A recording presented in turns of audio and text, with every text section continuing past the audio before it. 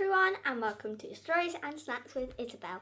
Now, today we will be doing some reading, and we will be reading Zog.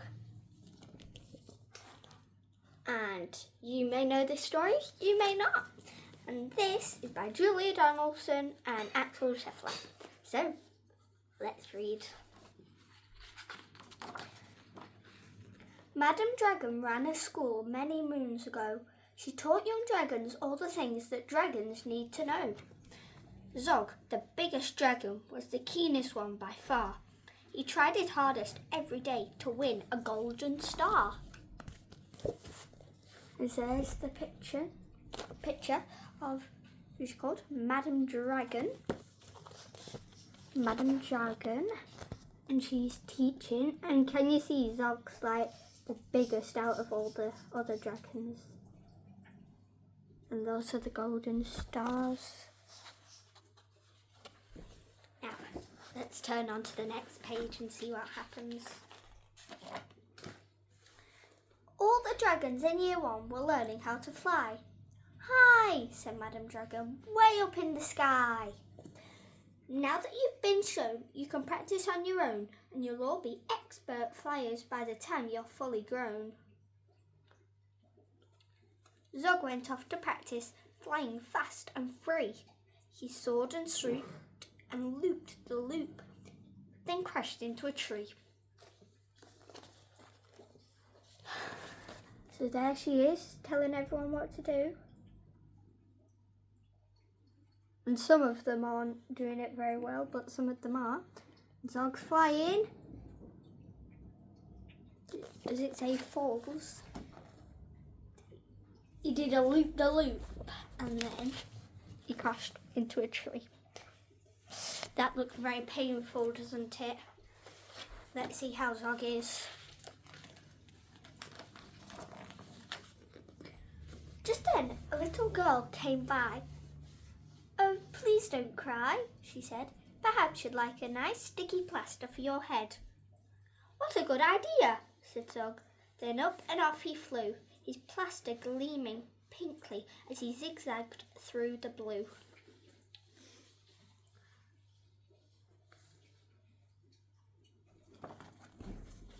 So, there's the girl coming over. You can see 2 little rabbits there. So there's the girl coming over and putting the plaster on Zog's head. And there's Zog flying past with his plaster. Now, let's see what they do here. Ooh. A year went by in year 2, and in year 2, the dragons learned to roar. "More," said Madam Dragon. "Louder, I implore. Now that you've been shown, you can practice on your own, and you'll all be champion roarers by the time you're fully grown." Zog went off to practice. He roared with fearsome force. He kept it up for hours on end, but then his throat grew hoarse. So there they all are, roaring. They're roaring for hours. Then his voice goes hoarse, just means his voice went and he started croaking. Just then the girl came by again. She said, "What a rotten look.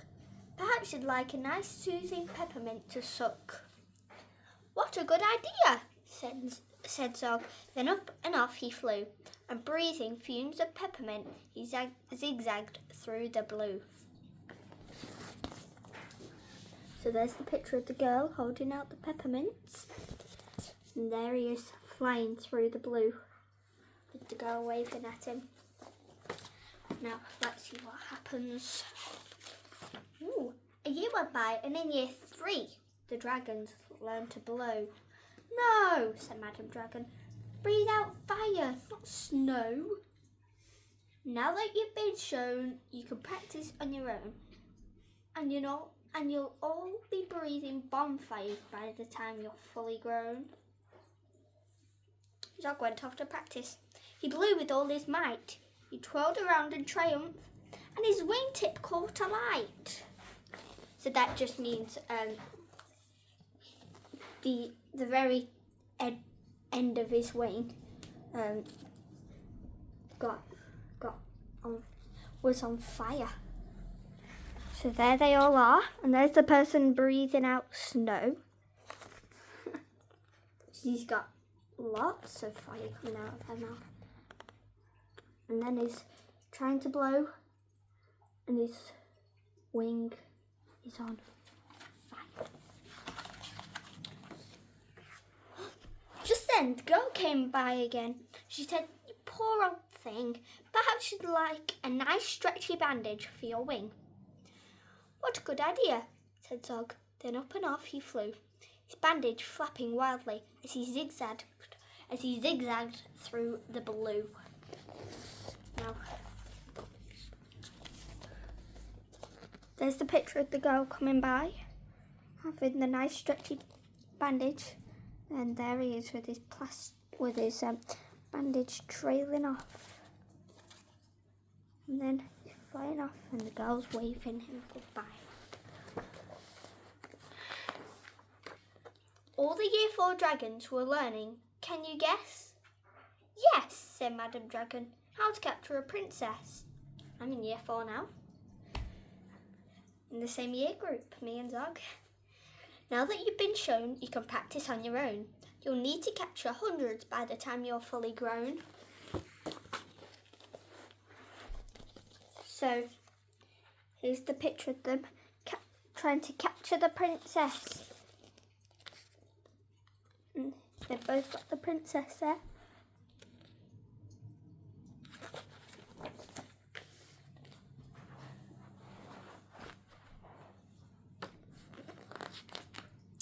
Let's see what happens on the next page. Zog went off to practice. He tried and tried and tried, but he simply couldn't manage. "I'm no good at this," he cried. "I'll never win a golden star." Just then he saw the girl. "Perhaps," she said, "you'd like to capture me. I'm Princess Pearl." "What a good idea," said Zog. Then up and off they flew, the princess gripping tightly as they zigzagged through the blue. So there's the picture of them trying to capture the princess, but people are getting spoons out and throwing apple corks and axes and water at him. And then the girl comes, shows the crown, and then they go off. "Ah," said Madam Dragon, "our first princess so far. Congratulations, Zog, my dear. You've won a golden star." Zog was proud and happy, and Pearl felt good as well. She took the dragon's temperatures and nursed them when they fell. So there he is. Madam Dragon's holding out the golden star for him. There he is, happy with the golden star. And then she's taking their temperatures and helping them when they fall. A year went by, and in Year 5, the dragons learned to fight. "Right," said Madam Dragon. Here comes a real live knight." Up spoke the knight. "My name," he said, "is Gadabout the Great. I've come to rescue Princess Pearl. I hope I'm not too late." So there they are, playing knights. Then a real knight, Gadabout, comes. He's come to rescue Princess Pearl. Zog breathed fire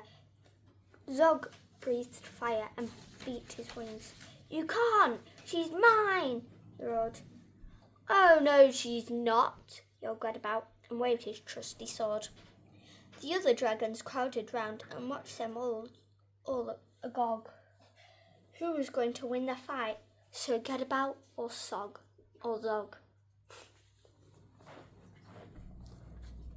Now, let me show you the picture.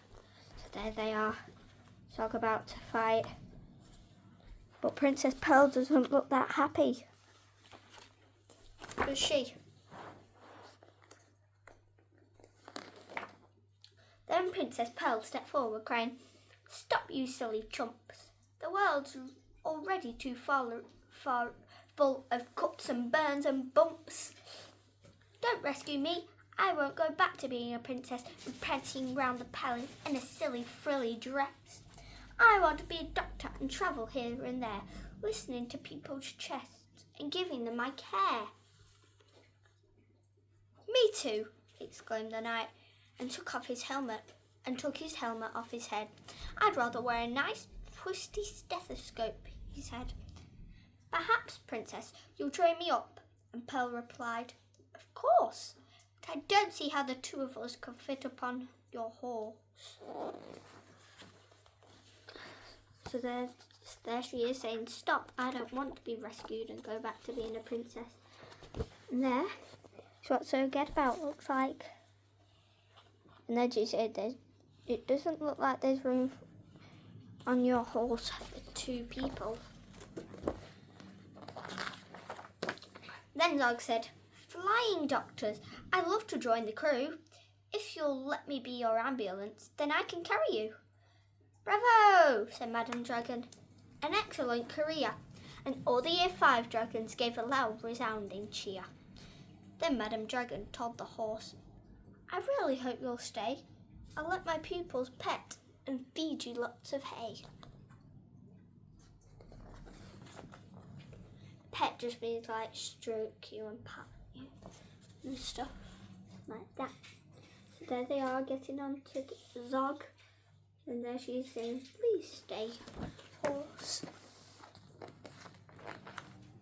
What a good idea, said Zog. Then up and off he flew, the flying doctors waving as they zigzagged through the blue. And there they are, the dragons waving, and they are waving. And that is the end.